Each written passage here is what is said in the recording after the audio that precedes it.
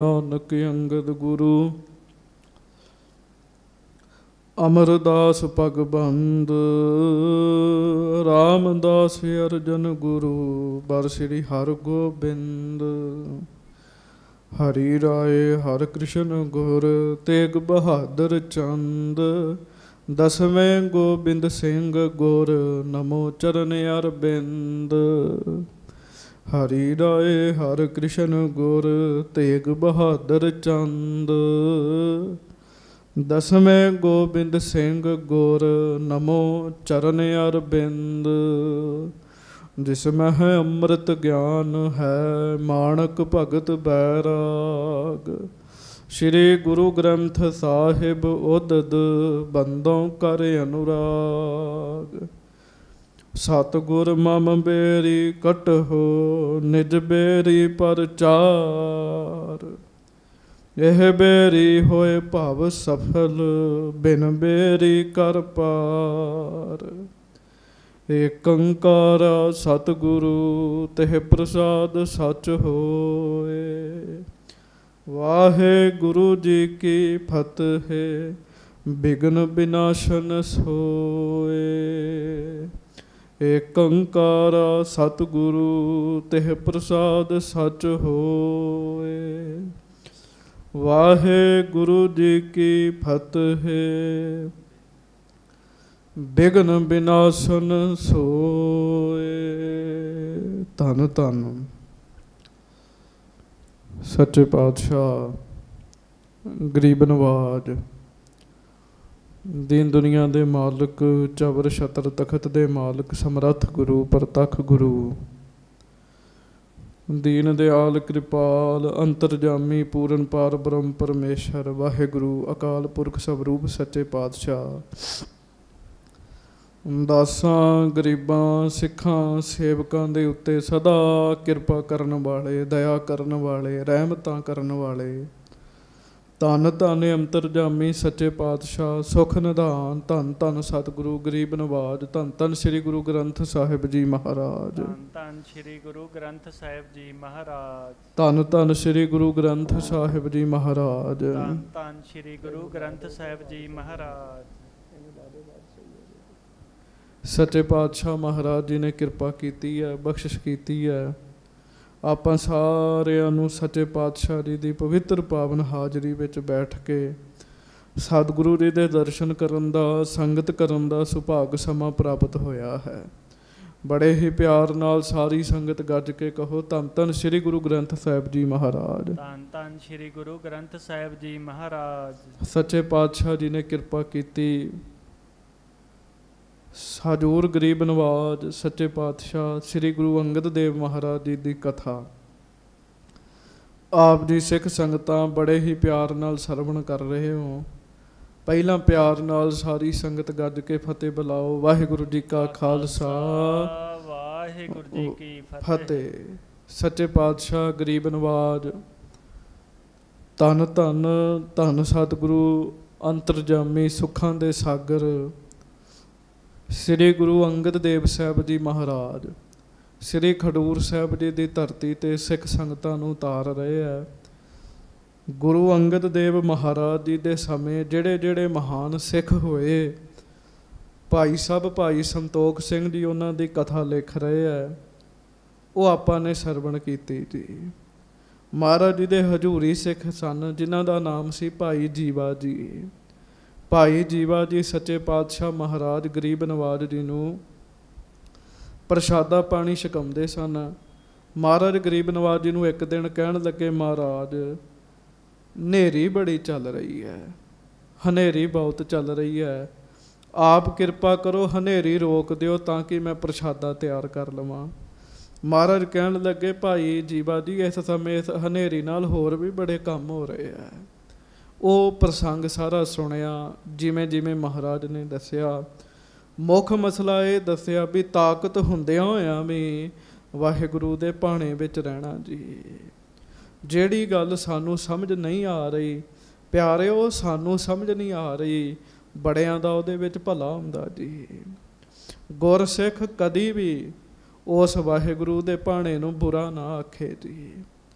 ਭਾਣੇ ਨੂੰ ਮੰਨਣਾ ਤੇ ਹਰ ਇੱਕ ਨਹੀਂ ਹੁੰਦਾ ਜੀ, ਪਰ ਗੁਰਮੁਖ ਤੇ ਮਨਮੁਖ ਦਾ ਪਤਾ ਕੀ ਫਰਕ ਹੈ। ਮਨਮੁਖ ਭਾਣੇ ਨੂੰ ਰੋਂਦਾ ਕਰਲਾਉਂਦਾ ਮੰਨਦਾ ਜੀ, ਭਾਣੇ ਨੂੰ ਗਲਤ ਕਹਿੰਦਾ ਜੀ, ਭਾਣਾ ਤੇ ਤਾਂ ਵੀ ਮੰਨਣਾ ਹੀ ਪੈਂਦਾ ਜੀ। ਪਰ ਜਿਹੜਾ ਗੁਰਮੁਖ ਹੈ, ਗੁਰਮੁਖ ਵਾਹਿਗੁਰੂ ਦਾ ਭਾਣਾ ਖੁਸ਼ ਹੋ ਕੇ ਮੰਨਦਾ ਜੀ, ਖੁਸ਼ ਹੋ ਕੇ ਮੰਨਦਾ। ਗੁਰਮੁਖ ਹੋਏ ਸੋ ਭਾਣਾ ਮੰਨੇ, ਤੇਰਾ ਕੀਆ ਮੀਠਾ ਲੱਗੈ, ਹਰ ਨਾਮ ਪਦਾਰਥ ਨਾਨਕ ਮੰਗੈ। ਵਾਹਿਗੁਰੂ ਦੇ ਭਾਣੇ ਨੂੰ ਮਿੱਠਾ ਕਰਕੇ ਮੰਨਣਾ ਬੜਾ ਵੱਡਾ ਇੱਕ ਦਾਤ ਹੈ ਵਾਹਿਗੁਰੂ ਦੀ। ਮਹਾਰਾਜ ਕਹਿਣ ਲੱਗੇ ਭਾਣੇ ਵਿੱਚ ਦਖਲ ਨਹੀਂ ਦੇਣੀ, ਅਸੀਂ ਪ੍ਰਸ਼ਾਦਾ ਅਗਲੇ ਸਮੇਂ ਛਕ ਲਾਂਗੇ। ਸੋ ਇੱਕ ਗੁੱਜਰ ਮਹਾਰਾਜ ਸੱਚੇ ਪਾਤਸ਼ਾਹ ਦੇ ਹਜ਼ੂਰ ਆਇਆ ਜੀ, ਗੁੱਜਰ ਸਿੱਖ ਦਾ ਨਾਮ ਹੈ, ਭਾਈ ਗੁੱਜਰ ਜੀ ਲੋਹਾਰ ਸਨ। ਗੁਰੂ ਅੰਗਦ ਦੇਵ ਮਹਾਰਾਜ ਜੀ ਦੇ ਕੋਲੋਂ ਉਹਨਾਂ ਉਪਦੇਸ਼ ਲਿਆ। ਕਹਿੰਦੇ ਮਹਾਰਾਜ ਮੈਂ ਗ੍ਰਸਤੀ ਹਾਂ, ਸਾਰੀ ਦਿਹਾੜੀ ਕੰਮਕਾਰ ਬੜਾ ਕਰਨਾ ਪੈਂਦਾ, ਕੰਮਕਾਰ ਤੇ ਬੜਾ ਕਰਦਾ ਪਰ ਨਾਮ ਨਹੀਂ ਜਪਿਆ ਜਾਂਦਾ। ਕੋਈ ਐਸਾ ਉਪਦੇਸ਼ ਦਿਓ ਜਿਹਦੇ ਨਾਲ ਮੇਰਾ ਭਲਾ ਹੋ ਜੇ ਤੇ ਸਮਾਂ ਥੋੜ੍ਹਾ ਲੱਗੇ। ਮਹਾਰਾਜ ਗੁਰੂ ਅੰਗਦ ਦੇਵ ਸਾਹਿਬ ਸੱਚੇ ਪਾਤਸ਼ਾਹ ਨੇ ਕਿਰਪਾ ਕੀਤੀ। ਮਹਾਰਾਜ ਕਹਿੰਦੇ ਚੰਗਾ ਫਿਰ ਇੱਕ ਕੰਮ ਕਰਿਆ ਕਰ, ਤੂੰ ਜਪਜੀ ਸਾਹਿਬ ਦਾ ਪਾਠ ਕਰਿਆ ਕਰ। ਕਹਿਣ ਲੱਗੇ ਜਪਜੀ ਸਾਹਿਬ ਦਾ ਪਾਠ ਕਰਿਆ ਕਰ ਪ੍ਰੇਮ ਦੇ ਨਾਲ ਹਰ ਰੋਜ਼, ਤੇ ਪਾਠ ਕੰਠ ਕਰ ਲੈ।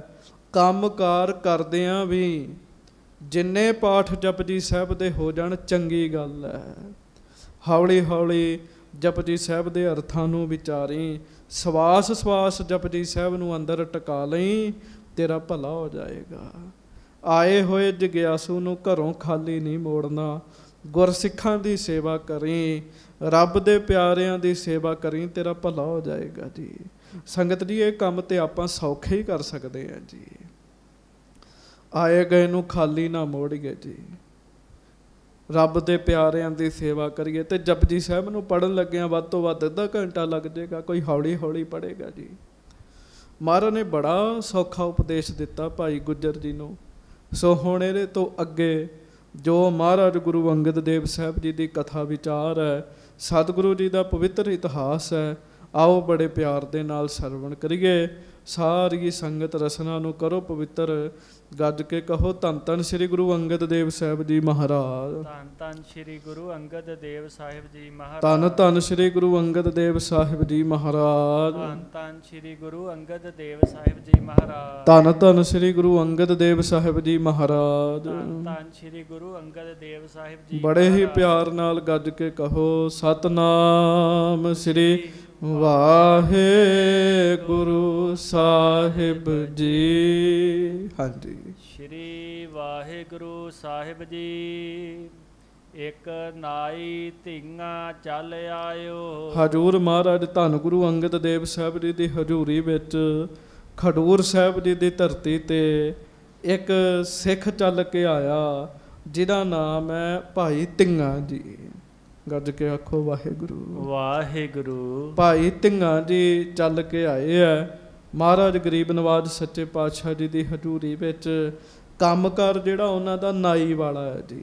ਅੱਜ ਕੱਲ੍ਹ ਜਿਹੜਾ ਵਾਲ ਕੱਟੇ ਉਹਨੂੰ ਕਹਿੰਦੇ ਨਾਈ, ਨਹੀਂ ਉਹ ਨਾਈ ਨਹੀਂ। ਨਾਈ ਹੁੰਦੇ ਸਨ ਜਿਹੜੇ ਮਾਲਿਸ਼ ਕਰਦੇ ਹੁੰਦੇ ਸੀਗੇ ਸਰੀਰ ਦੀ, ਮੁੱਠੀ ਚਾਪੀ ਕਰਦੇ ਸਨ, ਉਹਨਾਂ ਨੂੰ ਪਹਿਲੇ ਸਮੇਂ ਵਿੱਚ ਨਾਈ ਕਹਿੰਦੇ ਸਨ। ਸੋ ਉਹ ਕੰਮਕਾਰ ਕਰਨ ਵਾਲੇ ਭਾਈ ਧੀਆਂ ਜੀ ਸੱਚੇ ਪਾਤਸ਼ਾਹ ਜੀ ਦੇ ਕੋਲ ਆਏ ਜੀ। ਹਾਂਜੀ, ਸ਼੍ਰੀ ਅੰਗਦ ਪਗ ਸੀਸ ਨਿਵਾਇਓ। ਆਏ ਆ ਕੇ ਸੱਚੇ ਪਾਤਸ਼ਾਹ ਮਹਾਰਾਜ ਜੀ ਦੇ ਚਰਨਾਂ ਵਿੱਚ ਸੀਸ ਨਿਵਾਇਆ।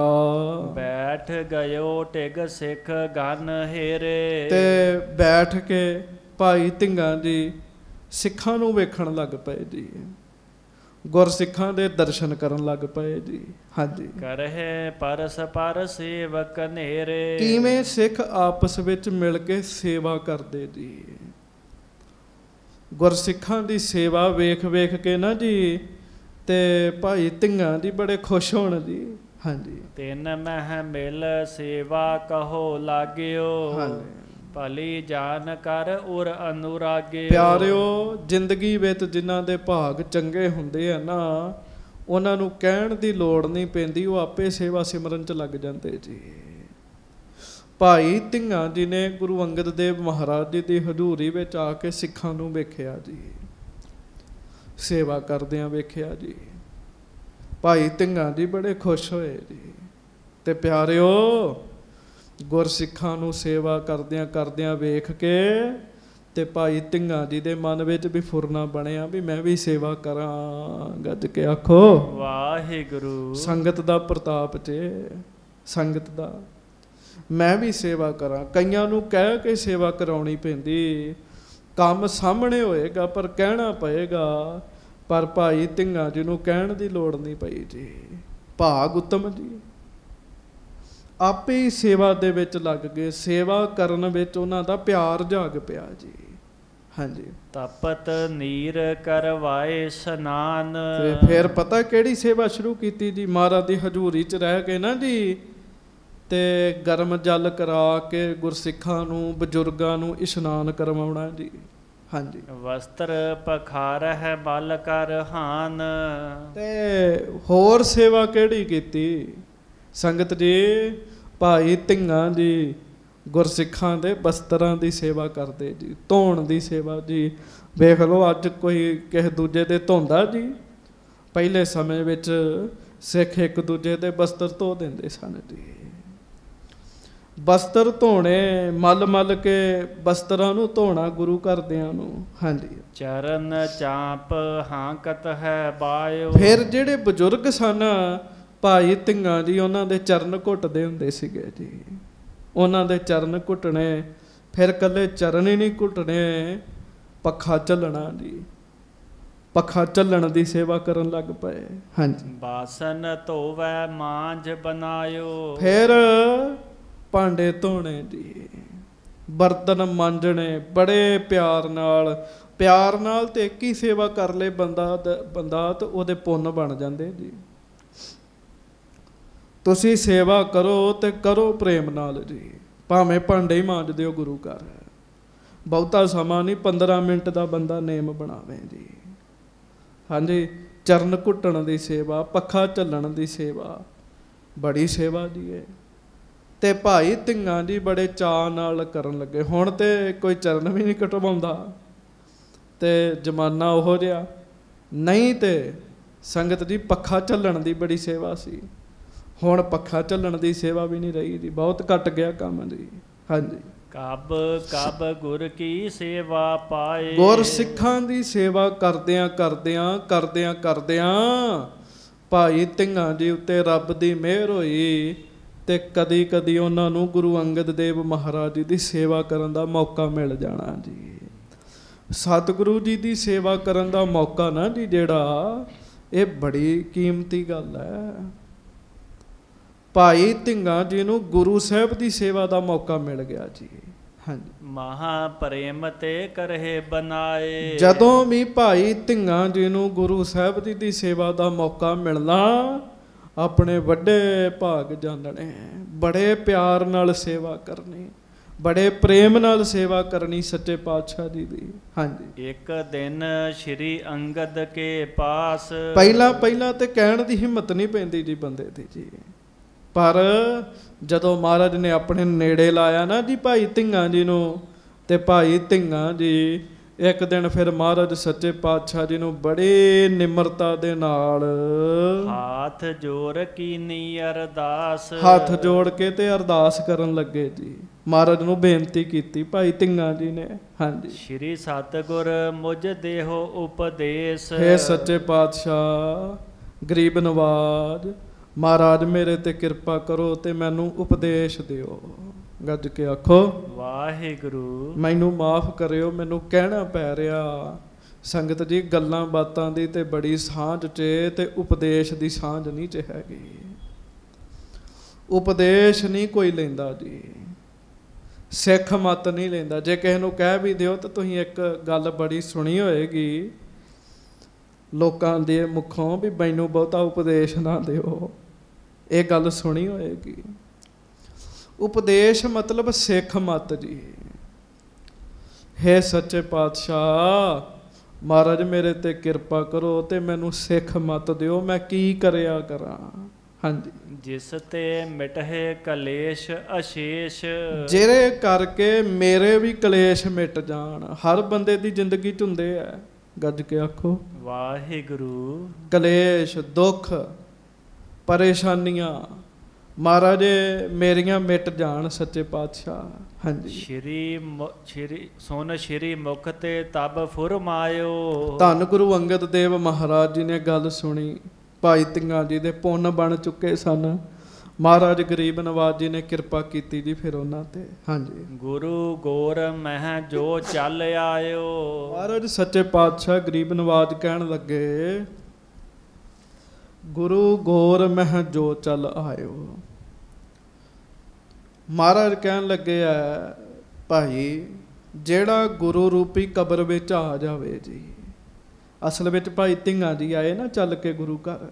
ਹਾਂਜੀ, ਹੋਏ ਮੁਰੀਦ ਮੁਰਦੇ ਮਾਨਿੰਦ। ਹਾਂਜੀ, ਅੰਗ ਨਾ ਕੋ ਹਾਲਤ ਬਿਨ ਜਿੰਦ। ਮਹਾਰਾਜ ਗਰੀਬ ਨਵਾਜ ਕਹਿਣ ਲੱਗੇ, ਭਾਈ ਧੀਆਂ ਜੀ ਮੁਰੀਦ ਬਣਨਾ ਪਏਗਾ, ਮੁਰੀਦ ਬਣਨਾ ਪਏਗਾ, ਸਿੱਖ ਬਣਨਾ ਪੈਂਦਾ ਬੰਦੇ ਨੂੰ ਜੀ। ਭਾਈ ਗੁਰਦਾਸ ਜੀ ਲਿਖਦੇ ਨਾ, ਮੁਰਦਾ ਹੋਏ ਮੁਰੀਦ ਨਾ ਗੱਲੀ ਹੋਵਣਾ। ਮੁਰੀਦ ਕੀ ਆ? ਮੁਰੀਦ ਮਤਲਬ ਮੁਰਦਾ ਜੀ। ਭਾਵ ਮੁਰੀਦ ਮੁਰਦੇ ਵਰਗਾ ਹੋਵੇ। ਹੋਏ ਮੁਰੀਦ ਮੁਰਦੇ ਮਾਨਿੰਦ, ਮੁਰਦੇ ਵਰਗਾ ਹੋਵੇ ਮੁਰੀਦ ਚੇਲਾ। ਅੰਗ ਨਾ ਕੋ ਹਾਲਤ ਬਿਨ ਜਿੰਦ, ਜਿਵੇਂ ਮੁਰਦਾ ਸਾਧ ਸੰਗਤ ਜੀ ਉਹਦੇ ਵਿੱਚੋਂ ਜਾਨ ਨਿਕਲ ਜਾਂਦੀ ਤਾਂ ਉਹਦਾ ਅੰਗ ਵੀ ਨਹੀਂ ਹਿਲਦਾ ਜੀ। ਕੋਈ ਅੰਗ ਨਹੀਂ ਹਿਲ ਸਕਦਾ ਜੀ ਜਦੋਂ ਮੁਰਦੇ ਦੇ ਅੰਦਰੋਂ ਜਾਨ ਨਿਕਲਦੀ। ਅਸਲ 'ਚ ਜਦੋਂ ਕਿਸੇ ਦੇ ਅੰਦਰੋਂ ਜਾਨ ਨਿਕਲਦੀ ਹੈ ਉਹ ਫੇਰ ਹੀ ਮੁਰਦਾ ਬਣਦਾ ਜੀ। ਤੇ ਪਿਆਰਿਓ ਸਿੱਖ ਬੰਦਾ ਉਦੋਂ ਬਣਦਾ ਜਦੋਂ ਹਉਮੈ ਨਿਕਲ ਜਾਂਦੀ। ਗੱਜ ਕੇ ਆਖੋ ਵਾਹਿਗੁਰੂ। ਹਾਂਜੀ, ਤਿਮ ਮੁਰੀਦ ਆਦਿਕ ਹੰਕਾਰਾ। ਮਹਾਰਾਜ ਕਹਿਣ ਲੱਗੇ ਸਿੱਖੀ ਦੀ ਪੜ੍ਹਾਈ ਵੀ ਐਸੀ ਹੈ, ਜਿਵੇਂ ਬੰਦੇ ਦੇ ਅੰਦਰੋਂ ਜਾਨ ਨਿਕਲ ਜੇ ਤੇ ਉਹ ਮੁਰਦਾ ਹੋ ਜਾਂਦਾ। ਮੁਰੀਦ ਕਦੋਂ ਬਣਨਾ? ਮੁਰੀਦ ਕਦੋਂ ਬਣਦਾ ਬੰਦਾ? ਜਦੋਂ ਅੰਦਰੋਂ ਹਉਮੈ ਦਾ ਨਾਸ ਹੁੰਦਾ ਜੀ। ਹਾਂਜੀ, ਤਿਆਗ ਦੇਤ ਇਹ ਸਕਲ ਬੇਕਾਰ। ਬਾਕੀ ਵੀ ਵਿਕਾਰ ਜਦੋਂ ਬੰਦਾ ਛੱਡ ਦਿੰਦਾ, ਤਿਆਗ ਦਿੰਦਾ, ਤੇ ਫਿਰ ਉਹ ਸੰਗਤ ਜੀ ਕੀ ਬਣ ਜਾਂਦਾ? ਮੁਰੀਦ ਬਣ ਜਾਂਦਾ, ਭਾਵ ਚੇਲਾ ਬਣ ਜਾਂਦਾ। ਚੇਲਾ ਬਣਨਾ ਬੜਾ ਔਖਾ ਜੇ। ਗੱਜ ਕੇ ਆਖੋ ਵਾਹਿਗੁਰੂ। ਗੁਰੂ ਦਾ ਚੇਲਾ ਬਣਨਾ ਬਹੁਤ ਔਖਾ ਜੀ। ਹਾਂਜੀ, ਗੁਰੂ ਗੋਰ ਮਹਿ ਜਾਏ ਸਮਾਏ। ਜਿੰਨਾ ਚਿਰ ਤੱਕ ਮੁਰਦਾ ਬੰਦਾ ਮੁਰਦਾ ਨਹੀਂ ਹੁੰਦਾ ਉਹਨੂੰ ਸੰਗਤ ਜੀ ਕਬਰ ਵਿੱਚ ਨਹੀਂ ਪਾਉਂਦੇ ਜੀ। ਗੱਲ ਤੁਹਾਡੇ ਸਮਝ ਆ ਰਹੀ ਹੋਏਗੀ। ਜਦੋਂ ਮੁਰਦੇ ਹੋ ਜਾਈਦਾ, ਮਰ ਜਾਈਦਾ, ਉਦੋਂ ਫਿਰ ਬੰਦਾ ਕਬਰ ਵਿੱਚ ਸਮਾ ਜਾਂਦਾ ਜੀ। ਮਹਾਰਾਜ ਕਹਿਣ ਲੱਗੇ ਜਦੋਂ ਹਉਮੈ ਮਰ ਗਈ ਨਾ ਜੀ ਤੇ ਬੰਦਾ ਮੁਰੀਦ ਹੋ ਗਿਆ, ਉਦੋਂ ਬੰਦਾ ਗੁਰੂ ਵਿੱਚ ਸਮਾ ਜਾਂਦਾ ਜੀ। ਗੁਰੂ ਸਾਹਿਬ ਦੇ ਵਿੱਚ ਲੀਨਤਾ ਹੋ ਜਾਂਦੀ ਜੀ। ਬੜੇ ਬੜੇ ਸਿੱਖ ਐਸੇ 'ਚ ਜਿਹੜੇ ਗੁਰੂ ਗੌਰ 'ਚ ਸਮਾ ਗਏ ਜੀ। ਬਾਬਾ ਬੁੱਢਾ ਜੀ ਗੁਰੂ ਨਾਨਕ ਸਾਹਿਬ ਵਿੱਚ ਨਹੀਂ ਸਮਾ ਗਏ ਜੀ। ਕਿਹੜੇ ਕਿਹੜੇ ਸਿੱਖਾਂ ਦੇ ਨਾਮ ਲਈਏ। ਹਾਂਜੀ, ਹੋਏ ਮੁਰੀਦ ਮੁਰਦਾ ਜਿਸ ਭਾਏ। ਮਹਾਰਾਜ ਕਹਿਣ ਲੱਗੇ ਮੁਰਦਾ ਉਹ ਵਾਹਿਗੁਰੂ, ਮੁਰੀਦ ਉਹ ਪ੍ਰਵਾਨ ਹੈ ਜਿਹੜਾ ਮੁਰਦਾ ਹੋ ਗਿਆ ਜੀ। ਹਾਂਜੀ, ਜਿਵੇਂ ਜਿਉਂਦਾ ਬੰਦਾ ਕਬਰ ਵਿੱਚ ਨਹੀਂ ਚ ਵੜ ਸਕਦਾ ਕਿਉਂਕਿ ਉੱਥੇ ਤੇ ਮਰਿਆ ਹੀ ਥਾਂ ਮਿਲਣੀ ਹੈ। ਪਿਆਰਿਓ ਇਸੇ ਤਰ੍ਹਾਂ ਗੁਰੂ ਦੇ ਅੰਦਰ ਵੀ ਉਹਨੂੰ ਹੀ ਥਾਂ ਮਿਲਣੀ ਜਿਹੜਾ ਆਪਣੇ ਅੰਦਰੋਂ ਮਰਿਆ, ਜਿਹਨੇ ਹਉਮੈ ਮਾਰੀ ਜੀ, ਜਿਹਨੇ ਵਿਕਾਰ ਮਾਰੇ ਜੀ। ਹਾਂਜੀ, ਦੇਖ ਜਾਤ ਆਪਣੀ ਭਾ ਸੈਨ। ਮਹਾਰਾਜ ਕਹਿਣ ਲੱਗੇ ਪ੍ਰਮਾਣ ਲੈ ਲਓ। ਗੱਜ ਕੇ ਆਖੋ ਵਾਹਿਗੁਰੂ। ਭਾਈ ਧੀਆਂ ਜੀ ਨਾਈ ਨੇ, ਨਾਈ ਕੰਮ ਕਰਦੇ ਐ। ਕਹਿਣ ਲੱਗੇ ਫਿਰ ਵੇਖ ਲਓ ਤੁਹਾਡੀ ਜਾਤ ਵਿੱਚ ਭਗਤ ਸੈਣ ਜੀ ਹੋਏ, ਸੈਣ ਜੀ। ਹਾਂਜੀ, ਕਰੀ ਸੇਵ ਸੰਤਨ ਕੀ ਰੈਨ। ਸਾਰੀ ਰਾਤ ਸੰਤਾਂ ਦੀ ਸੇਵਾ ਕੀਤੀ ਭਗਤ ਸੈਣ ਜੀ ਨੇ। ਸੰਗਤ ਜੀ ਭਗਤ ਸੈਣ ਜੀ ਦੀ ਬਾਣੀ ਗੁਰੂ ਗ੍ਰੰਥ ਸਾਹਿਬ ਵਿੱਚ ਦਰਜ ਹੈ। ਸੈਣ ਭਣੈ ਭਜ ਪਰਮਾਨੰਦੇ। ਇਹ ਭਗਤ ਸੈਣ ਜੀ ਦੀ ਬਾਣੀ ਹੈ। ਤੇ ਭਗਤ ਸੈਣ ਜੀ ਦਾ ਜਨਮ ਇੱਥੇ ਸਾਡੇ ਲਾਗੇ ਹੀ ਹੋਇਆ ਜੀ। ਝਬਾਲ ਤੋਂ ਥੋੜ੍ਹੀ ਜਿਹੀ ਅੱਗੇ ਜਾਓ ਤੇ ਇੱਕ ਪਿੰਡ ਹੈ ਜੀ, ਪੰਜਵੜ ਪਿੰਡ, ਉਹਦੇ ਸਾਹਮਣੇ ਸੋਹਲ ਪਿੰਡ ਹੈ, ਉੱਥੇ ਭਗਤ ਸੈਣ ਜੀ ਦਾ ਜਨਮ ਹੋਇਆ ਜੀ। ਮਹਾਰਾਜ ਗੁਰੂ ਅੰਗਦ ਦੇਵ ਸਾਹਿਬ ਕਹਿਣ ਲੱਗੇ, ਜਿਵੇਂ ਭਗਤ ਸੈਣ ਜੀ ਨੇ ਸਾਰੀ ਰਾਤ ਸੰਤਾਂ ਦੀ ਸੇਵਾ ਕੀਤੀ, ਪ੍ਰੇਮ ਪਰਖ ਕਰ ਸ਼੍ਰੀ ਭਗਵਾਨ। ਤੇ ਸਾਰੀ ਰਾਤ ਸੰਤਾਂ ਦੀ ਸੇਵਾ ਕਰਦੇ ਰਹੇ, ਦਿਨੇ ਵੀ ਸੰਤਾਂ ਦੀ ਸੇਵਾ 'ਚ ਲੱਗੇ ਰਹੇ, ਤੇ ਰੱਬ ਨੇ ਵੇਖਿਆ ਭਗਤ ਸੈਣ ਜੀ ਤੇ ਪ੍ਰੇਮ ਵਿੱਚ ਨੇ। ਹਾਂਜੀ, ਬਨੇ ਸੈਨ ਕੇ ਰੂਪ ਸੋ ਜਾਨ। ਤੇ ਫਿਰ ਰੱਬ ਨੇ ਭਗਤ ਸੈਣ ਜੀ ਦਾ ਆਪ ਰੂਪ ਧਾਰਨ ਕੀਤਾ। ਹਾਂਜੀ, ਰਾਣੇ ਕੋ ਇਸ ਰੀਤ ਰਜਾਇਓ। ਤੇ ਰਾਜੇ ਨੂੰ ਰਜਾਇਆ ਜੀ। ਅਸਲ ਵਿੱਚ ਨਾ ਭਗਤ ਸੈਣ ਜੀ ਦੀ ਸਾਖੀ ਮੈਂ ਸਾਰੀ ਦੱਸ ਦਿਆਂ। ਮਹਾਰਾਜ ਨੇ ਤੇ ਪ੍ਰਮਾਣ ਦਿੱਤਾ ਜੀ ਭਾਈ ਧੀਆਂ ਜੀ ਨੂੰ ਜੀ। ਭਗਤ ਸੈਣ ਜੀ ਰਾਜੇ ਦੀ ਮੁੱਠੀ ਚਾਪੀ ਕਰਦੇ ਸਨ ਜੀ। ਤੇ ਜਦੋਂ ਰਾਜੇ ਦੀ ਮੁੱਠੀ ਚਾਪੀ ਕਰਨੀ, ਰੱਬ ਦੀ ਭਗਤੀ ਕਰਨੀ, ਤੇ ਇੱਕ ਦਿਨ ਸੰਤ ਆਏ ਜੀ ਉਹਨਾਂ ਦੇ ਘਰ 'ਚ। ਆਏ ਸੰਤ ਪ੍ਰਾਹੁਣੇ, ਕੀਰਤਨ ਹੋਆ ਰਹਿਣ ਸਬਾਈ। ਸਾਰੀ ਰਾਤ ਕੀਰਤਨ ਹੁੰਦਾ ਰਿਹਾ ਜੀ। ਤੇ ਉਧਰੋਂ ਸਮਾਂ ਸੀਗਾ ਰਾਜੇ ਦੀ ਮਾਲਿਸ਼ ਕਰਨ ਦਾ ਜੀ। ਰਾਜੇ ਦੀ ਮਾਲਿਸ਼ ਦਾ ਸਮਾਂ ਹੋ ਗਿਆ ਤੇ ਭਗਤ ਸੈਣ ਜੀ ਜਾ ਨਾ ਪਾਏ ਜੀ। ਕੀਰਤਨ 'ਚ ਹੀ ਇੰਨਾ ਲੀਨ ਹੋ ਗਏ ਜੀ। ਤੇ ਪਤਾ ਕੀ ਹੋਇਆ ਜੀ, ਪਰਮੇਸ਼ਰ ਨੇ ਵੇਖਿਆ ਵੀ ਰਾਜੇ ਨੇ ਗੁੱਸੇ ਹੋਣਾ ਭਗਤ ਨੂੰ, ਤੇ ਫਿਰ ਪਰਮੇਸ਼ਰ ਜੀ ਪੈਜ ਕਿਵੇਂ ਰੱਖਦੇ ਜੀ। ਸ੍ਰੀ ਪਰਮੇਸ਼ਰ ਜੀ ਨੇ ਕਿਰਪਾ ਕੀਤੀ, ਆਪ ਵਾਹਿਗੁਰੂ ਨੇ ਭਗਤ ਸੈਣ ਦਾ ਰੂਪ ਧਾਰਨ ਕੀਤਾ ਜੀ। ਤੇ ਆਪ ਭਗਵਾਨ ਜੀ ਭਗਤ ਸੈਣ ਜੀ ਦਾ ਰੂਪ ਧਾਰਨ ਕਰਕੇ ਨਾ ਰਾਜੇ ਦੇ ਮਹਿਲਾਂ ਵਿੱਚ ਗਏ ਤੇ ਉਹਦੀ ਸੇਵਾ ਕਰਨ ਲੱਗ ਪਏ ਜੀ। ਹੁਣ ਰਾਜੇ ਨੂੰ ਰੋਗ ਸੀਗਾ, ਤੇ ਜਦੋਂ ਭਗਤ ਸੈਣ ਜੀ ਨੇ ਵਾਹਿਗੁਰੂ ਭਾਵ ਪਰਮੇਸ਼ਰ ਨੇ ਜਾ ਕੇ ਹੱਥ ਲਾਇਆ ਨਾ ਜੀ, ਤੇ ਰਾਜੇ ਦਾ ਰੋਗ ਠੀਕ ਹੋ ਗਿਆ ਜੀ। ਸਾਰੀ ਰਾਤ ਰਾਜੇ ਦੀ ਸੇਵਾ ਕੀਤੀ ਜੀ। ਉਹ ਗੱਲ ਮਹਾਰਾਜ ਕਹਿੰਦੇ, ਰਾਣੇ ਕੋ ਇਸ ਰੀਤ ਰਜਾਇਓ। ਭਗਤ ਜੀ ਨੇ ਵਾਹਿਗੁਰੂ ਨੂੰ ਰਜਾਇਆ, ਤੇ ਵਾਹਿਗੁਰੂ ਨੇ ਭਗਤ ਦਾ ਕੰਮ ਕਰਤਾ। ਹਾਂਜੀ, ਬਖਸ਼ੀ ਤਬ ਕਵਾਏ ਹੁਲਸਾਇਓ। ਹੁਣ ਰਾਤ ਵਾਹਿਗੁਰੂ ਸੇਵਾ ਕਰਕੇ ਭਗਵਾਨ ਜੀ ਚਲੇ ਗਏ। ਉਧਰੋਂ ਸੰਤ ਘਰ ਆਏ ਸਨ, ਉਹ ਸੈਣ ਜੀ ਦੇ ਘਰੋਂ ਚਲੇ ਗਏ। ਤੇ ਭਗਤ ਸੈਣ ਜੀ ਨਾ ਜੀ ਤੁਰੇ ਜਾ ਰਹੇ ਰਾਜੇ ਕੋਲ, ਤੇ ਵਿਚਾਰ ਕਰਦੇ, ਮੈਂ ਰਾਜੇ ਦੀ ਸੇਵਾ 'ਚ ਹਾਜ਼ਰ ਨਹੀਂ ਹੋਇਆ, ਤੇ ਹੁਣ ਰਾਜੇ ਨੇ ਪਤਾ ਨਹੀਂ ਕੀ ਕਰਨਾ। ਗੱਜ ਕੇ ਆਖੋ ਵਾਹਿਗੁਰੂ ਵਾਹਿਗੁਰੂ। ਰਾਜੇ ਨੇ ਪਤਾ ਨਹੀਂ ਹੁਣ ਕੀ ਕਰਨਾ ਮੇਰੇ ਨਾਲ। ਪਰ ਰਾਜਾ ਤੇ ਰਾਤ ਦਾ ਹੀ ਠੀਕ ਹੋ ਗਿਆ ਸੀਗਾ ਜੀ। ਜਦੋਂ ਭਗਤ ਸੈਣ ਜੀ ਆਏ ਤੇ ਰਾਜੇ ਨੇ ਆਪਣਾ ਲਾ ਕੇ ਨਾ ਪੁਸ਼ਾਕਾ ਚੋਲਾ ਵਧੀਆ ਜੜਿਆ ਹੋਇਆ, ਉਹ ਭਗਤ ਸੈਣ ਜੀ ਨੂੰ ਪਵਾ ਕੇ ਆਖਿਆ, ਰਾਤ ਦੀ ਪਤਾ ਨਹੀਂ ਕਿਹੜੀ ਸੇਵਾ ਕਰਕੇ ਗਏ ਤੇ ਮੇਰਾ ਤੇ ਰੋਗ ਹੀ ਠੀਕ ਹੋ ਗਿਆ। ਗੱਜ ਕੇ ਆਖੋ ਵਾਹਿਗੁਰੂ। ਹੁਣ ਇਹ ਗੱਲ ਭਗਤ ਜੀ ਨੂੰ ਪਤਾ ਜੀ। ਭਗਤ ਜੀ ਨੂੰ ਪਤਾ ਵੀ ਮੈਂ ਤੇ ਰਾਤ ਉੱਥੇ ਸਾਂ, ਘਰ ਵਿੱਚ ਸਾਂ, ਸੰਤ ਆਏ ਸਨ, ਤੇ ਫਿਰ ਮੇਰੀ ਥਾਂ ਤੇ ਮੇਰਾ ਹੀ ਰੂਪ ਬਣਾ ਕੇ ਖੁਦ ਆਪ ਪਰਮੇਸ਼ਰ ਵਾਹਿਗੁਰੂ ਜੀ ਆਏ ਹੈ। ਖੁਦ ਆਪ ਪਰਮੇਸ਼ਰ ਜੀ ਆਏ। ਇਹ ਗੱਲ ਤਾਂ ਭਗਤ ਸੈਣ ਜੀ ਨੂੰ ਪਤਾ। ਰਾਜਾ ਕਹਿਣ ਲੱਗਾ, ਮੈਨੂੰ ਰੋਗ ਮੁਕਤ ਕਰਤਾ, ਮੇਰੀ ਥਾਂ ਤੇ ਤੁਸੀਂ ਬੈਠੋ ਰਾਜ ਪਦਵੀ ਤੇ। ਭਗਤ ਸੈਣ ਜੀ ਕਹਿੰਦੇ, ਨਹੀਂ ਨਹੀਂ ਨਹੀਂ, ਇਹ ਰਾਜਾ ਸਾਹਿਬ ਤੁਹਾਨੂੰ ਬਣਾਉਂਦਾ, ਅਸੀਂ ਤੇ ਰੱਬ ਦੇ ਗੀਤ ਗਾਉਣ ਵਾਲੇ ਬੰਦੇ ਹਾਂ। ਇਸੇ ਕਰਕੇ ਭਗਤ ਸੈਣ ਜੀ ਦੇ ਭਾਈਚਾਰੇ ਨੂੰ ਰਾਜੇ ਵੀ ਕਹਿੰਦੇ ਜੀ, ਰਾਜੇ ਵੀ ਕਹਿੰਦੇ ਜੀ, ਕਿਉਂਕਿ ਇਹਨਾਂ ਨੂੰ ਵੀ ਲੋਕ ਰਾਜਾ ਹੀ ਕਹਿੰਦੇ ਸਨ ਜੀ, ਭਗਤ ਸੈਣ ਜੀ ਨੂੰ। ਸੋ ਗੁਰੂ ਅੰਗਦ ਦੇਵ ਮਹਾਰਾਜ ਕਹਿਣ ਲੱਗੇ, ਜਿਵੇਂ ਪਰਮੇਸ਼ਰ ਨੇ ਭਗਤ ਸੈਣ ਜੀ ਦੀ ਮਦਦ ਕੀਤੀ, ਮਦਦ ਕੀਤੀ ਤੇ ਪਰਮੇਸ਼ਰ ਦੀ ਕਿਰਪਾ ਨਾਲ ਭਗਤ ਸੈਣ ਜੀ ਨੂੰ ਵੇਖੋ ਕਿੰਨਾ ਮਾਣ ਸਤਿਕਾਰ ਰਾਜੇ ਨੇ ਦਿੱਤਾ। ਹਾਂਜੀ, ਤਿਸਕੇ ਸਮ ਸੰਤਨ ਕੀ ਸੇਵਾ। ਪਰ ਇਹ ਹੋਇਆ ਕਿਵੇਂ ਸਾਰਾ ਕੁਝ ਸੰਗਤ ਜੀ? ਇਹ ਹੋਇਆ ਸੰਤਾਂ ਦੀ ਸੇਵਾ ਕਰਕੇ ਜੀ। ਗੱਜ ਕੇ ਆਖੋ ਵਾਹਿਗੁਰੂ। ਸੰਤਾਂ ਦੀ ਸੇਵਾ ਕਰਕੇ ਸਾਰਾ ਕੁਝ ਹੋਇਆ। ਤੇ ਮਹਾਰਾਜ ਗੁਰੂ ਅੰਗਦ ਦੇਵ ਸਾਹਿਬ ਸੱਚੇ ਪਾਤਸ਼ਾਹ ਕਹਿਣ ਲੱਗੇ, ਭਾਈ ਧੀਆਂ ਜੀ ਤੁਸੀਂ ਵੀ ਉਹਨਾਂ ਦੇ ਵਾਂਗੂ ਸੰਤਾਂ ਦੀ ਸੇਵਾ ਕਰਿਆ ਕਰੋ। ਸੰਤਾਂ ਦੀ, ਗੁਰਸਿੱਖਾਂ ਦੀ, ਸੰਗਤਾਂ ਦੀ ਸੇਵਾ ਦਾ ਤੇ ਬੜਾ ਹੀ ਵੱਡਾ ਮਹਾਤਮ ਹੈ।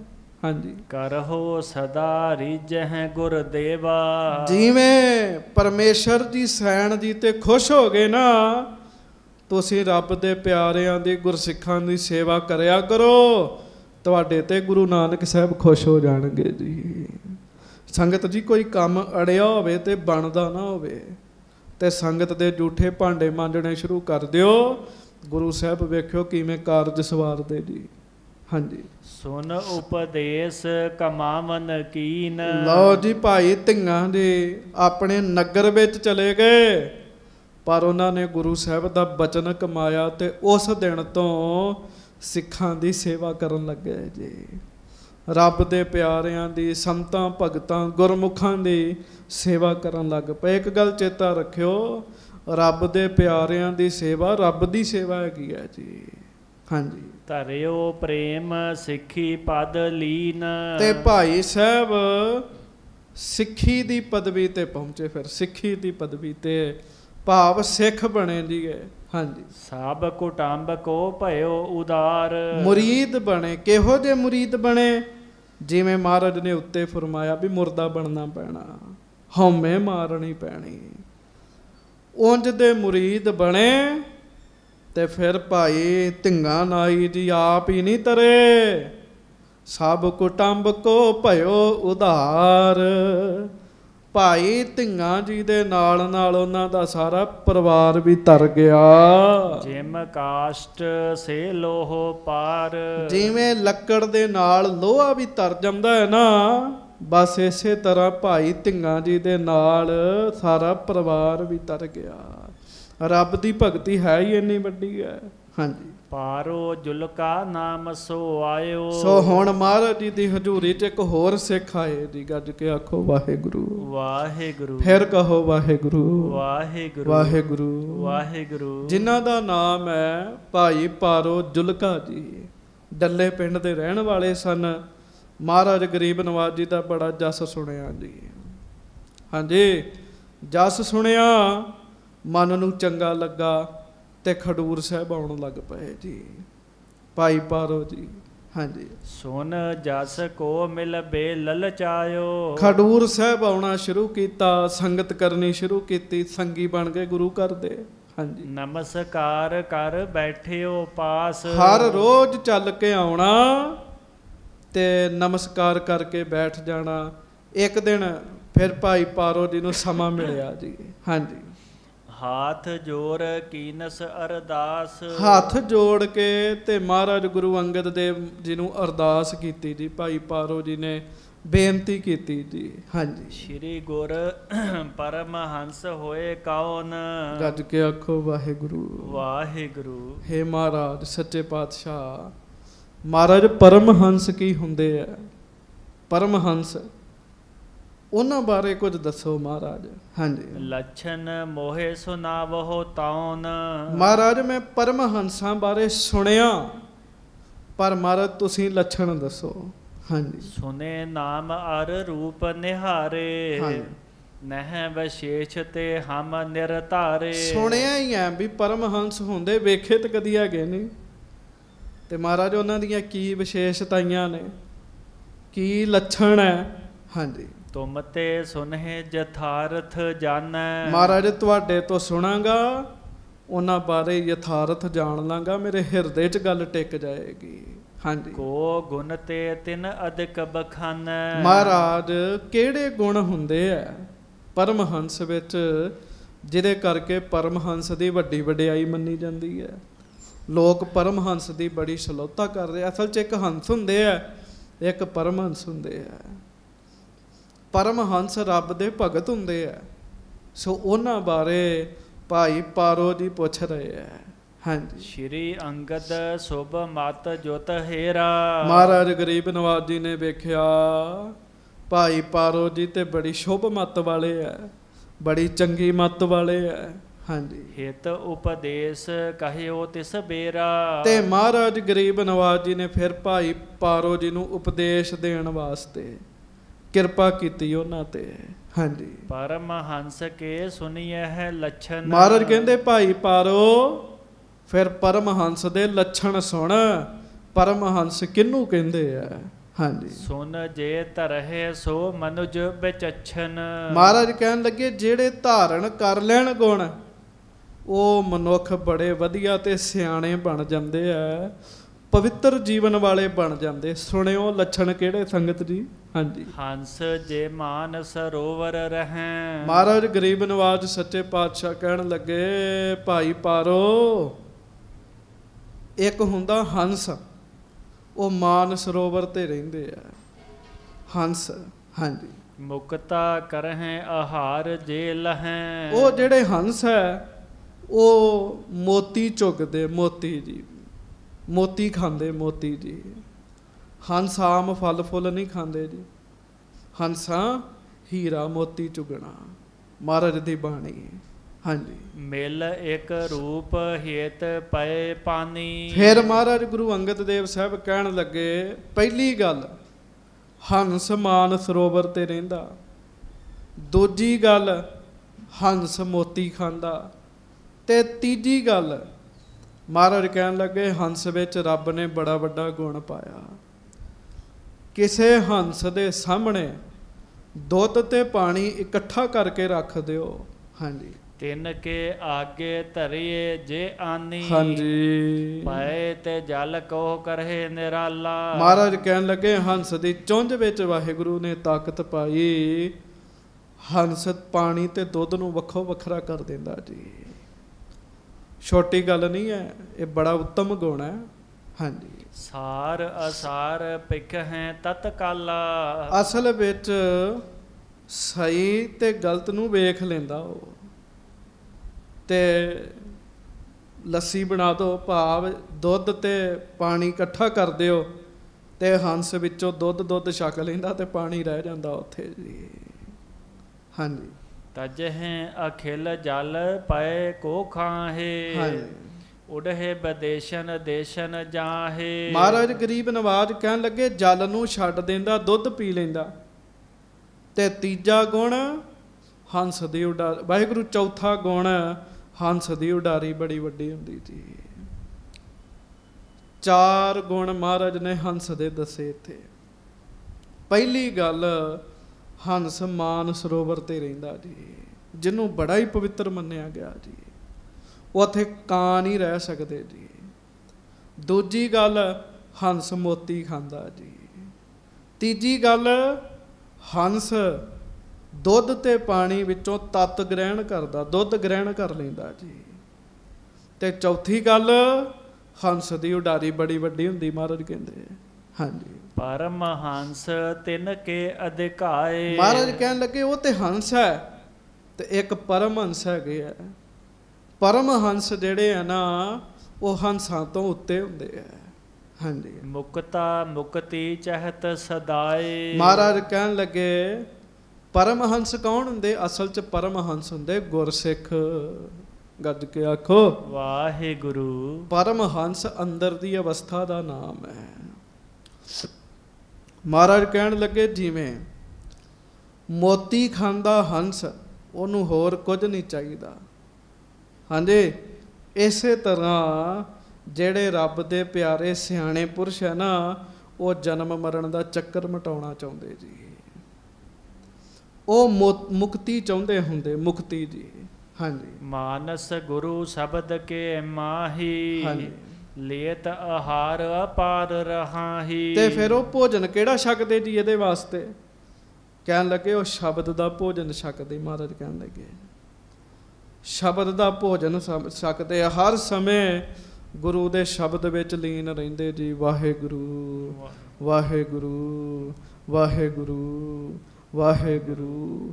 ਹਰ ਸਮੇਂ ਉਹ ਗੁਰੂ ਦੇ ਸ਼ਬਦ ਵਿੱਚ ਲੀਨ ਰਹਿੰਦੇ ਜੀ। ਹਾਂਜੀ ਦੇਹ ਆਤਮਾ ਮਿਲ ਇੱਕ ਭਏ, ਹਾਂਜੀ। ਬਿਨ ਵਿਚਾਰ ਕਿਨ ਨਹਿ ਲਖ ਲਏ। ਹਜੂਰ ਗਰੀਬ ਨਵਾਜ ਸੱਚੇ ਪਾਤਸ਼ਾਹ ਕਹਿਣ ਲੱਗੇ, ਜਿਵੇਂ ਹੰਸ ਜਿਹੜਾ ਉਹ ਪਾਣੀ ਤੇ ਦੁੱਧ ਨੂੰ ਵੱਖੋ ਵੱਖਰਾ ਕਰਕੇ ਜਾਣਦਾ ਜੀ, ਤੇ ਦੁੱਧ ਛਕ ਲੈਂਦਾ ਜੀ, ਤੇ ਆਮ ਬੰਦਾ ਕੀ ਗਲਤੀ ਕਰਦਾ ਜੀ? ਆਮ ਬੰਦਾ ਸਰੀਰ ਤੇ ਆਤਮਾ ਨੂੰ ਸਾਧ ਸੰਗਤ ਜੀ ਇੱਕੋ ਸਮਝ ਲੈਂਦਾ ਜੀ, ਇੱਕੋ ਸਮਝ ਲੈਂਦਾ। ਅਸਲ ਵਿੱਚ ਸਰੀਰ ਹੋਰ ਹੈ ਤੇ ਆਤਮਾ ਹੋਰ ਹੈ। ਪਰ ਆਮ ਬੰਦਾ ਇਹਨੂੰ ਹੀ, ਸਰੀਰ ਨੂੰ ਹੀ ਸਾਰਾ ਕੁਝ ਸਮਝਦਾ ਜੀ। ਬਿਨ ਵਿਚਾਰ ਕਿਨ ਨਹਿ ਲਖ ਲਏ, ਬਿਨਾਂ ਵਿਚਾਰ ਤੋਂ ਇਹ ਗੱਲ ਬੰਦੇ ਨੂੰ ਸਮਝ ਨਹੀਂ ਆਉਂਦੀ। ਹਾਂਜੀ। ਤਿੰਨ ਕਉ ਪ੍ਰਥਮੈ ਹੋਤ ਵਿਚਾਰ। ਪਰ ਜਿਹੜਾ ਪਰਮਹੰਸ ਦੀ ਅਵਸਥਾ ਤੇ ਹੈ ਨਾ, ਉਹ ਸਮਝ ਲੈਂਦਾ ਹੈ ਸਰੀਰ ਹੋਰ ਹੈ ਤੇ ਆਤਮਾ ਹੋਰ ਹੈ। ਉਹ ਸਮਝ ਲੈਂਦਾ। ਜਿਵੇਂ ਹੰਸ ਦੁੱਧ ਤੇ ਪਾਣੀ ਨੂੰ ਵੱਖੋ ਵੱਖਰਾ ਸਮਝ ਕੇ ਦੁੱਧ ਛਕ ਲੈਂਦਾ ਜੀ, ਇਸੇ ਤਰ੍ਹਾਂ ਪਰਮਹੰਸ ਰੱਬ ਦੇ ਪਿਆਰੇ ਉਹ ਸਮਝਦੇ ਆ ਵੀ ਆਤਮਾ ਤੇ ਸਰੀਰ ਵੱਖੋ ਵੱਖਰੇ ਹੈ ਤੇ ਇਕੱਠੇ ਹੀ ਹੈ। ਉਹ ਜਿਵੇਂ ਉਹ ਕੱਚੀ ਲੱਸੀ ਬਣ ਜਾਂਦੀ ਜੀ, ਹੈ ਤੇ ਇਕੱਠੇ ਹੀ ਹੈ, ਇੱਕੋ ਵਿੱਚ ਸਰੀਰ ਵਿੱਚ ਹੀ ਆਤਮਾ ਹੈ, ਪਰ ਉਹ ਵੱਖੋ ਵੱਖਰਾ ਸਮਝਦੇ ਹੈ। ਹਾਂਜੀ। ਦਿਨ ਪ੍ਰਤ ਦੇਹ ਨ ਰਹਿ ਇੱਕ ਸਾਰ। ਉਹ ਸਮਝਦੇ ਆ ਵੀ ਇਹ ਜਿਹੜਾ ਸਰੀਰ ਹੈ ਇਹ ਸਦਾ ਇੱਕ ਸਾਰ ਨਹੀਂ ਰਹਿਣਾ ਜੀ। ਆਤਮਾ ਇੱਕ ਸਾਰ ਰਹਿੰਦੀ ਹੈ, ਸਰੀਰ ਇੱਕ ਸਾਰ ਨਹੀਂ ਰਹਿੰਦਾ ਜੀ। ਕਿਉਂ? ਬਚਪਨ 'ਚ ਨਿੱਕਾ, ਹਾਂਜੀ, ਜਵਾਨੀ 'ਚ ਵੱਡਾ ਤੇ ਬਜ਼ੁਰਗੀ 'ਚ ਕਮਜ਼ੋਰ ਹੋ ਕੇ ਫਿਰ ਨਿੱਕਾ ਜੀ, ਫਿਰ ਉਹੋ ਜਿਹਾ ਕਮਜ਼ੋਰ ਹੋਣ ਲੱਗ ਪੈਂਦਾ। ਸਰੀਰ ਇੱਕ ਸਾਰ ਨਹੀਂ ਰਹਿੰਦਾ। ਪਰਮਹੰਸ ਅਵਸਥਾ ਵਾਲੇ ਜਿਹੜੇ ਗੁਰਮੁਖ ਨੇ ਉਹ ਜਾਣਦੇ ਆ। ਹਾਂਜੀ। ਪ੍ਰਥਮ ਨਾ ਹੋਤੀ ਭਵਿੱਖਿਆ ਨਾ ਰਹਿ। ਉਹਨਾਂ ਨੂੰ ਪਤਾ ਵੀ ਇਹ ਦੇਹ ਤਾਂ ਪਹਿਲਾਂ ਵੀ ਨਹੀਂ ਸੀ, ਆਉਣ ਵਾਲੇ ਸਮੇਂ ਵਿੱਚ ਵੀ ਨਹੀਂ ਰਹਿਣੀ। ਆਤਮਾ ਪਹਿਲਾਂ ਵੀ ਸੀ, ਆਤਮਾ ਨੇ ਆਉਣ ਵਾਲੇ ਸਮੇਂ ਵਿੱਚ ਵੀ ਰਹਿਣਾ ਜੀ। ਹਾਂਜੀ। ਮਦ ਕੁੱਤੋ ਸਾਚੀ ਤਿਸ ਕਹੈ। ਤੇ ਵਿਚਕਾਰ ਕੌਣ ਹੈ? ਇਹਨੂੰ ਕਿਉਂ ਸੱਚੀ ਕਹੀਏ ਜੀ? ਸਰੀਰ ਤੇ ਵਿਚਕਾਰ ਮਿਲਿਆ ਜੀ। ਪਹਿਲਾਂ ਵੀ ਆਤਮਾ ਤੇ ਸੀ ਸਾਡੀ, ਪਿਛਲੇ ਜਨਮਾਂ ਤੋਂ ਤੁਰੀ ਆ ਰਹੀ, ਪਰ ਆਹ ਸਰੀਰ ਨਹੀਂ ਸੀਗਾ ਹੈਗਾ। ਤੇ ਆਤਮਾ ਨੇ ਫਿਰ ਵੱਖਰੀ ਹੋ ਜਾਣਾ ਤੇ ਸਰੀਰ ਫਿਰ ਛੱਡਣਾ ਪੈਣਾ ਸਾਨੂੰ। ਇਹ ਤਾਂ ਵਿਚਕਾਰ ਵਾਸਤੇ ਹੈ ਤੇ ਇਹਨੂੰ ਉਹ ਸੱਚ ਨਹੀਂ ਮੰਨਦੇ ਜੀ। ਹਾਂਜੀ। ਪੁੰਨ ਜੜ ਹੈ ਕੁਛ ਨਾਹਿ ਨਛਾਨੀ। ਹਾਂਜੀ। ਨਿਤ ਦੁਖ ਰੂਪ ਲੇਹ ਮਨ ਜਾਨੀ। ਗੱਜ ਕੇ ਆਖੋ ਵਾਹਿਗੁਰੂ ਵਾਹਿਗੁਰੂ। ਇਸ ਕਰਕੇ ਉਹ ਸਦਾ ਤਤ ਨੂੰ ਗ੍ਰਹਿਣ ਕਰਦੇ ਜੀ। ਜਿਹੜੇ ਪਰਮਹੰਸ ਅਵਸਥਾ ਦੇ ਮਾਲਕ ਹੁੰਦੇ ਆ ਨਾ, ਮਹਾਰਾਜ ਕਹਿੰਦੇ ਉਹ ਤਤ ਨੂੰ ਗ੍ਰਹਿਣ ਕਰਦੇ ਆ। ਉਹਨਾਂ ਨੂੰ ਪਤਾ ਲੁਕੀ ਛੁਪੀ ਗੱਲ ਥੋੜ੍ਹੀ ਹੈ, ਰੱਬ ਦਾ ਨਾਮ ਸੱਚਾ ਜੀ, ਆਤਮਿਕ ਰੂਪ ਸੱਚਾ ਜੀ। ਤੇ ਉਹ ਹੋਰ ਕਿਸੇ ਕੰਮ ਵਿੱਚ ਫਿਰ ਬਹੁਤਾ ਧਿਆਨ ਨਹੀਂ ਦਿੰਦੇ, ਨਾਮ 'ਚ ਧਿਆਨ ਦਿੰਦੇ ਜੀ। ਹਾਂਜੀ। ਸਤ ਆਤਮਾ ਨਿਰਣੈ ਕਰਹਿ। ਉਹ ਨਿਰਣਾ ਕਰ ਲੈਂਦੇ ਵੀ ਆਤਮਿਕ ਰੂਪ ਸੱਚਾ ਹੈ, ਸਰੀਰਕ ਰੂਪ ਸੱਚਾ ਨਹੀਂ, ਕਿਸੇ ਵੇਲੇ ਵੀ ਨਾਸ ਹੋ ਸਕਦਾ।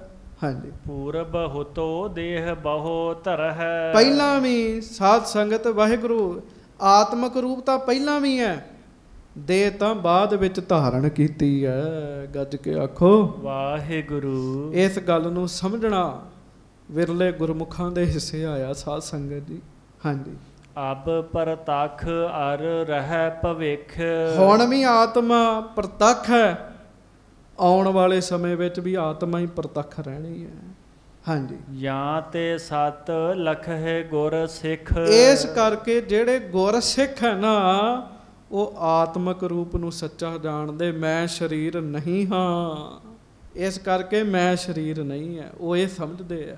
ਹਾਂਜੀ। ਬਹੁਰ ਆਤਮਾ ਚੇਤਨ ਜਨ ਹੈ। ਉਹ ਸਮਝਦੇ, ਉਹ ਆਤਮਾ ਨੂੰ ਚੇਤਨ ਜਾਣਦੇ ਆ। ਆਤਮਾ ਨੂੰ ਚੇਤਨ ਜਾਣਦੇ ਆ, ਭਾਵ ਸਰੀਰ ਨੂੰ ਚਲਾਉਣ ਵਾਲੀ ਜਾਣਦੇ ਆ। ਹਾਂਜੀ। ਜਿਹ ਸੰਬੰਧ ਤਨ ਚੇਤਨ ਠਨ ਹੈ। ਆਤਮਾ ਦੇ ਕਰਕੇ ਸਰੀਰ ਨਾ ਤੁਰਿਆ ਫਿਰਦਾ ਸੰਗਤ ਜੀ।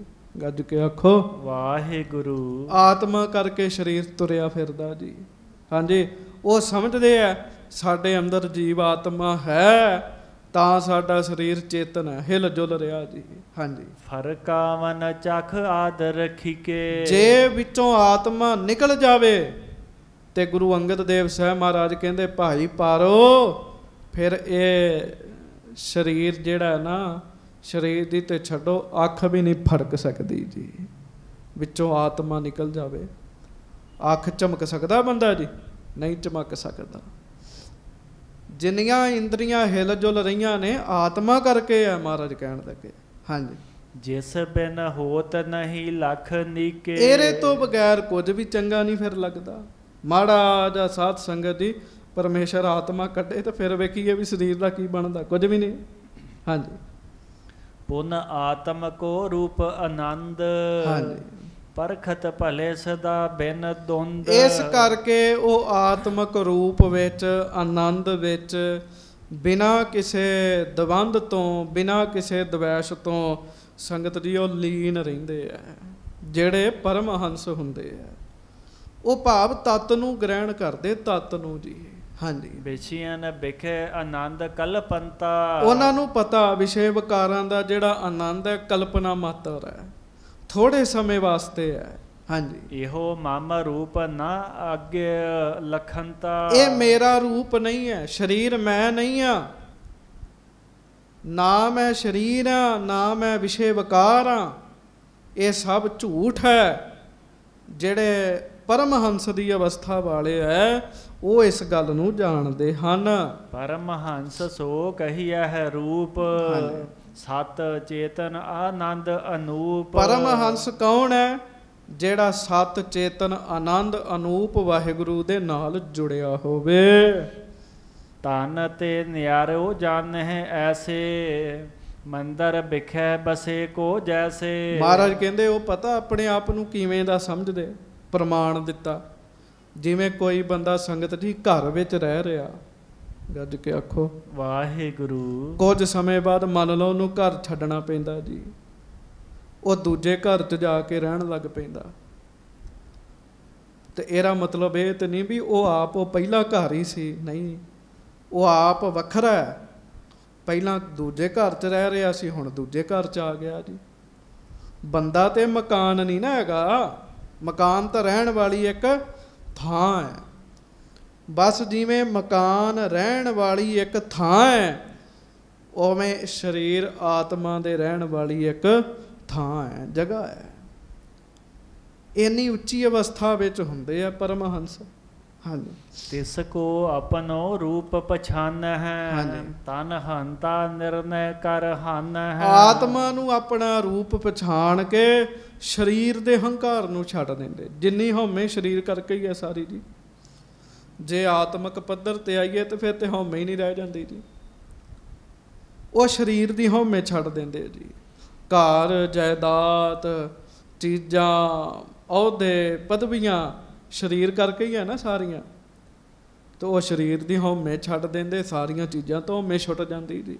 ਹਾਂਜੀ, ਸਮ ਮੰਦਰ ਕੇ ਜਾਣਹਿ ਨਿਆਰੋ। ਬਸ ਉਹ ਜਿਵੇਂ ਰੱਬ ਦਾ ਪਿਆਰਾ ਸਿਆਣਾ ਬੰਦਾ ਸਮਝਦਾ ਵੀ ਮੈਂ ਮਕਾਨ ਨਹੀਂ ਆ, ਮਕਾਨ ਤੇ ਵੱਖਰਾ ਹੈ ਤੇ ਮੈਂ ਵੱਖਰਾ ਹਾਂ। ਇਸੇ ਤਰ੍ਹਾਂ ਉਹ ਆਪਣੇ ਆਪ ਨੂੰ ਵੱਖਰਾ ਸਮਝਦੇ ਆ, ਸਰੀਰ ਨੂੰ ਵੱਖਰਾ ਸਮਝਦੇ ਆ। ਹਾਂਜੀ, ਜੀਰਨ ਹੋਏ ਤਿਆਗ ਪਧਾਰੋ। ਤੇ ਸਾਧ ਸੰਗਤ ਜਿਵੇਂ ਮੰਦਰ ਪੁਰਾਣਾ ਹੋ ਜਾਵੇ, ਢੱਠਣ ਵਾਲਾ ਹੋ ਜਾਵੇ, ਢਾਹ ਕੇ ਨਵਾਂ ਬਣਾ ਲਿੱਤਾ ਜਾਂਦਾ, ਜਾਂ ਕਈ ਵਾਰੀ ਬੰਦਾ ਮਕਾਨ ਹੀ ਬਦਲ ਦਿੰਦਾ। ਇਸੇ ਤਰ੍ਹਾਂ ਗੁਰਮੁਖ ਆਤਮਕ ਰੂਪ ਨੂੰ ਜਾਣਦੇ ਆ। ਤਨ ਆਤਮ ਸਮਸਰ ਪੀਏ ਪਾਨੀ। ਮਹਾਰਾਜ ਕਹਿਣ ਲੱਗੇ ਹੈ ਪਰਮਹੰਸ ਉਹ ਹੈ ਜਿਹੜਾ ਪਾਣੀ ਤੋਂ ਦੁੱਧ ਵਾਂਗੂ ਤਨ ਨੂੰ, ਆਤਮਾ ਨੂੰ ਵੱਖਰਾ ਵੱਖਰਾ ਜਾਣੇ। ਜਿਵੇਂ ਪਾਣੀ ਤੇ ਦੁੱਧ ਨੂੰ ਉਹ ਵੱਖੋ ਵੱਖਰਾ ਜਾਣਦਾ, ਐਵੇਂ ਆਪਣੇ ਸਰੀਰ ਨੂੰ ਤੇ ਆਤਮਾ ਨੂੰ ਪਰਮਹੰਸ ਵੱਖੋ ਵੱਖਰਾ ਜਾਣਦਾ ਹੈ। ਕਰਹਿ ਜੋ ਨਰ ਹੋਏ ਹੰਸ ਸਮਾਨੀ। ਮਹਾਰਾਜ ਕਹਿਣ ਲੱਗੇ ਫਿਰ ਜਿਹੜੇ ਹੰਸਾਂ ਵਰਗੇ ਆ ਉਹ ਇਸ ਤਰ੍ਹਾਂ ਕਰਦੇ ਆ। ਤਿਨ ਕੋ ਪਰਮਹੰਸ ਹੈ ਨਾਮੋ। ਭਾਈ ਪਾਰੋ ਉਹਨਾਂ ਨੂੰ ਕਹਿੰਦੇ ਹੀ ਪਰਮਹੰਸ। ਉਹ ਹੁੰਦੇ ਆ ਪਰਮਹੰਸ ਜਿਨ੍ਹਾਂ ਦੀ ਇਹ ਅਵਸਥਾ ਬਣ ਜਾਂਦੀ ਹੈ। ਹਾਂਜੀ। ਪਾਵਹਿ ਬ੍ਰਹਮ ਗਿਆਨ ਅਬਿਰਾਮੋ। ਮਹਾਰਾਜ ਕਹਿੰਦੇ ਫਿਰ ਉਹ ਇਸ ਗੱਲ ਨੂੰ ਪਕਾਉਂਦਿਆਂ ਬ੍ਰਹਮ ਗਿਆਨੀ ਬਣ ਜਾਂਦੇ, ਬ੍ਰਹਮ ਗਿਆਨੀ। ਹਾਂਜੀ। ਤਨ ਤੇ ਨਿਆਰੋ ਜਬ ਮਤ ਧਰੈ। ਜਦੋਂ ਉਹ ਆਪਣੀ ਮਤ ਨੂੰ ਸਰੀਰ ਤੋਂ ਵੱਖਰਾ ਜਾਣਦੇ ਆ ਨਾ, ਹਾਂਜੀ, ਰਸ ਬਿਸਿਆਨ ਹਿਤ ਪਾਪ ਨਾ ਕਰੈ। ਤੇ ਫਿਰ ਉਹ ਵਿਸ਼ੇ ਵਿਕਾਰਾਂ ਵਿੱਚ ਫਸ ਕੇ ਤੇ ਪਾਪ ਨਹੀਂ ਕਰਦੇ ਜੀ। ਵਿਕਾਰ ਬੰਦੇ ਕੋਲੋਂ ਪਾਪ ਕਰਾਉਂਦੇ ਆ। ਜਦੋਂ ਅਵਸਥਾ ਇੱਕ ਰਸ ਹੋ ਗਈ ਫਿਰ ਵਿਕਾਰ ਨਹੀਂ ਰਹਿੰਦਾ ਜੀ। ਹਾਂਜੀ। ਜਲ ਤੇ ਕਮਲ ਰਹਿ ਨਿਰਲੇਪੂ। ਹਾਂਜੀ। ਲਿਪੇ ਨਾ ਕਿਮ ਹੋਏ ਬ੍ਰਿੰਦ ਵਸਖੇਪੂ। ਬਸ ਪਰਮਹੰਸ ਉਹ ਹੈ ਜਿਹੜਾ ਵਿਸ਼ੇ ਵਿਕਾਰਾਂ ਵਿੱਚ ਨਹੀਂ ਫਸਦਾ ਜੀ। ਜਿਵੇਂ ਕਮਲ ਦਾ ਫੁੱਲ ਚਿੱਕੜ ਦੇ ਨਾਲ ਮੈਲਾ ਨਹੀਂ ਹੁੰਦਾ, ਇਸੇ ਤਰ੍ਹਾਂ ਪਰਮਹੰਸ ਦੀ ਅਵਸਥਾ ਵਾਲਾ ਸੰਸਾਰ ਵਿੱਚ ਰਹਿ ਕੇ ਵੀ ਸੰਗਤ ਦੀ ਉਹ ਵਿਸ਼ੇ ਵਿਕਾਰਾਂ ਨਾਲ ਨਹੀਂ ਜੁੜਦਾ, ਵਾਹਿਗੁਰੂ ਨਾਲ ਜੁੜਿਆ ਰਹਿੰਦਾ। ਹਾਂਜੀ। ਸੂਰਜ ਕੀ ਦਿਸ਼ ਹੈ ਤਿਨ ਧਿਆਨ। ਹਾਂਜੀ। ਛੁਵੇ ਨਾ ਜਲ ਰੰਚਕ ਭਰ ਆਨ। ਕਮਲ ਦਾ ਧਿਆਨ ਸੂਰਜ ਵੱਲ ਹੁੰਦਾ, ਉਹਦਾ ਧਿਆਨ ਚਿੱਕੜ ਨਾਲ ਨਹੀਂ ਰਹਿੰਦਾ ਜੀ। ਉਹ ਵਿੱਚ ਰਹਿ ਕੇ ਵੀ ਨਿਰਲੇਪ ਹੈ। ਇਸੇ ਤਰ੍ਹਾਂ ਪਰਮਹੰਸ ਨੇ। ਹਾਂਜੀ। ਪਰਮਹੰਸ ਤਿਮ ਜਗ ਮਹਿ ਰਹਿ। ਹਾਂਜੀ। ਆਤਮ ਧਿਆਨ ਸਦਾ ਉਰ ਲਹੈ। ਇਸ ਕਰਕੇ ਆਤਮ ਧਿਆਨ ਵਿੱਚ ਧਿਆਨ ਸੁਰਤੀ ਜੋੜਨ ਕਰਕੇ ਪਰਮਹੰਸ ਜਿਹੜੇ ਆ ਉਹ ਫਿਰ ਸੋਨੀ ਸੀਖ, ਉਹ ਫਿਰ ਆਪਣਾ ਆਤਮਿਕ ਭਲਾ ਕਰ ਲੈਂਦੇ ਜੀ। ਹਾਂਜੀ। ਸੁਨੀ ਸੀਖ ਪਾਰੋ ਹਰ ਖਾਇਓ। ਜਦੋਂ ਭਾਈ ਪਾਰੋ ਜੀ ਨੇ ਧੰਨ ਗੁਰੂ ਅੰਗਦ ਦੇਵ ਮਹਾਰਾਜ ਜੀ ਤੋਂ ਇਹ ਸਿੱਖਿਆ ਸੁਣੀ, ਕਿਵੇਂ ਪਰਮਹੰਸ ਆਪਣੀ ਉੱਚੀ ਅਵਸਥਾ ਚੁੱਕਦੇ ਆ। ਹੰਸ ਦੀ ਉਡਾਰੀ ਬੜੀ ਉੱਚੀ ਹੁੰਦੀ ਹੈ, ਰੱਬ ਦੇ ਪਿਆਰਿਆਂ ਦੀ ਉਡਾਰੀ ਵੀ ਬੜੀ ਵੱਡੀ ਹੁੰਦੀ ਹੈ।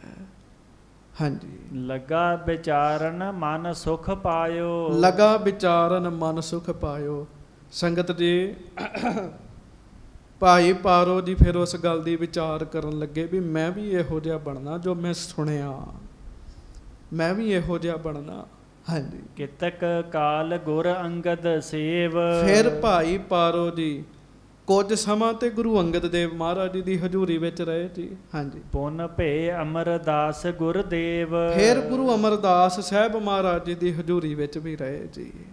ਹਾਂਜੀ। ਤਿੰਨ ਢਿਗ ਬਨਿਓ ਸੋ ਬ੍ਰਹਮ ਗਿਆਨੀ। ਤੇ ਗੁਰੂ ਅਮਰਦਾਸ ਸਾਹਿਬ ਜੀ ਦੀ ਹਜ਼ੂਰੀ ਵਿੱਚ ਭਾਈ ਪਾਰੋ ਜੀ ਤੇ ਕਿਰਪਾ ਹੋ ਗਈ। ਗੁਰੂ ਅੰਗਦ ਸਾਹਿਬ ਜੀ ਦੇ ਵੇਲੇ ਦੇ ਲੱਗੇ ਸਨ ਤੇ ਲੱਗਿਆਂ ਬੰਦੇ ਤੇ ਕਿਰਪਾ ਹੋ ਜਾਂਦੀ ਹੈ। ਜਿਹੜਾ ਲੱਗਾ ਰਹਿੰਦਾ ਹੈ ਉਹਦੇ ਤੇ ਮਿਹਰ ਹੋ ਜਾਂਦੀ ਹੈ। ਭਾਈ ਪਾਰੋ ਜੀ ਲੱਗੇ ਰਹੇ। ਗੁਰੂ ਅਮਰਦਾਸ ਸਾਹਿਬ ਜੀ ਦੇ ਸਮੇਂ ਫਿਰ ਭਾਈ ਪਾਰੋ ਜੀ ਬ੍ਰਹਮ ਗਿਆਨੀ ਬਣ ਗਏ ਜੀ, ਬਣ ਗਏ। ਤੇ ਇੱਕ ਦਿਨ ਤੇ ਗੁਰੂ ਅਮਰਦਾਸ ਜੀ ਨੇ ਭਾਈ ਪਾਰੋ ਜੀ ਨੂੰ ਕਹਿ ਹੀ ਦਿੱਤਾ। ਮਹਾਰਾਜ ਕਹਿੰਦੇ, ਭਾਈ ਪਾਰੋ ਤੁਸੀਂ ਗੁਰੂ ਅੰਗਦ ਦੇਵ ਜੀ ਨੂੰ ਪੁੱਛਿਆ ਸੀ ਪਰਮਹੰਸ ਕੌਣ ਹੁੰਦੇ ਆ? ਮਹਾਰਾਜ ਕਹਿੰਦੇ, ਭਾਈ ਪਾਰੋ ਹੁਣ ਤੁਸੀਂ ਆਪ ਹੀ ਪਰਮਹੰਸ ਬਣ ਗਏ ਹੋ।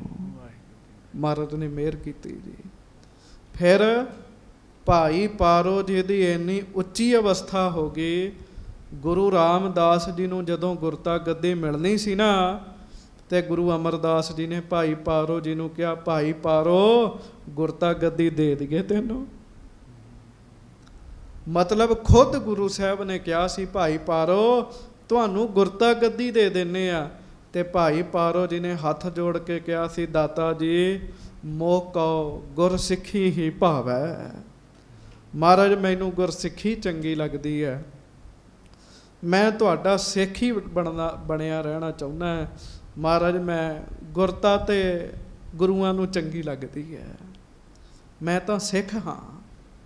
ਮਤਲਬ ਇੰਨੀ ਉੱਚੀ ਅਵਸਥਾ ਭਾਈ ਪਾਰੋ ਜੀ ਦੀ ਬਣੀ। ਲੱਗੇ ਬ੍ਰਹਮ ਗਿਆਨੀ ਵੀ ਬਣ ਗਏ ਤੇ ਅਖੀਰ ਫਿਰ ਭਾਈ ਪਾਰੋ ਜੀ ਸਾਧ ਸੰਗਤ ਜੀ ਮਹਾਰਾਜ ਜੀ ਦੇ ਚਰਨਾਂ 'ਚ ਸਮਾ ਗਏ ਜੀ। ਹਾਂਜੀ। ਆਗੇ ਕਰ ਹੈ ਕਥਾ ਬਖਾਨੀ। ਕਵੀ ਸੰਤੋਖ ਸਿੰਘ ਕਹਿੰਦੇ ਉਹ ਅੱਗੇ ਕਥਾ ਆਏਗੀ, ਮੈਂ ਅੱਗੇ ਜਾ ਕੇ ਤੁਹਾਨੂੰ ਦੱਸਾਂਗਾ ਭਾਈ ਪਾਰੋ ਜੀ ਕਿਹੜੀ ਸੇਵਾ ਕਰਦੇ ਰਹੇ। ਸੋ ਮਹਾਰਾਜ ਗਰੀਬ ਨਵਾਜ ਕਿਰਪਾ ਕਰਨ, ਬਖਸ਼ਿਸ਼ਾਂ ਕਰਨ।